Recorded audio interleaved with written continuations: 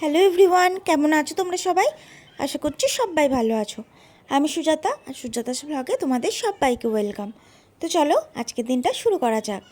আজকে দেখো সকালবেলা স্নান করে তারপরে পুজো দিতে চলে এসেছি।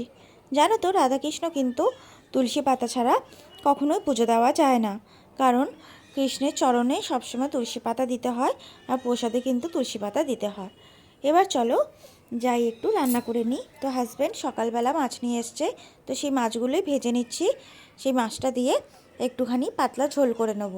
আর করব হচ্ছে ছেলের জন্য একটু মাংস নিয়ে এসছে, সেই মাংসটাই একটু কষা কষা রান্না করে নিয়েছি।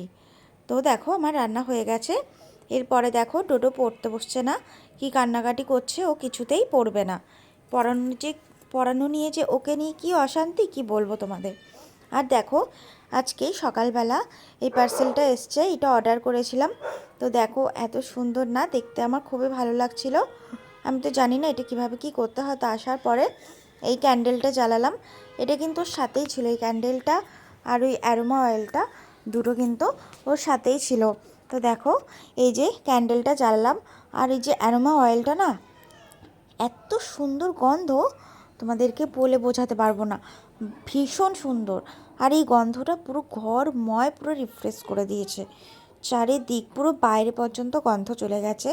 আমাদের পাশের বাড়ি একটা বৌদি বলছে যে কি সুন্দর গন্ধ বেরাচ্ছে, কে কি জ্বালিয়েছে কি জানি, কি ধূপকাঠি দিয়েছে, এত সুন্দর গন্ধ বেরাচ্ছে। তো তখনই বুঝলাম যে বাইরে পর্যন্তও তাহলে গন্ধটা যাচ্ছে। তো দেখো কি ভারী মিষ্টি লাগছে না জ্বালানোর পরে। আর অন্ধকারে দিয়ে দেখছিলাম যে কেমন লাগে, তো দেখি অন্ধকারেও খুব ভাল লাগছে। ওর মধ্যে কিন্তু আমি একটুখানি কর্পূর আর দুটো এলাচও দিয়ে দিয়েছিলাম।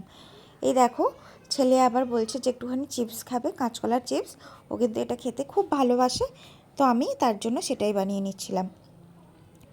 তো চলো আজকে ভিডিওটা কেমন লাগলো তোমরা কিন্তু অবশ্যই জানাবে।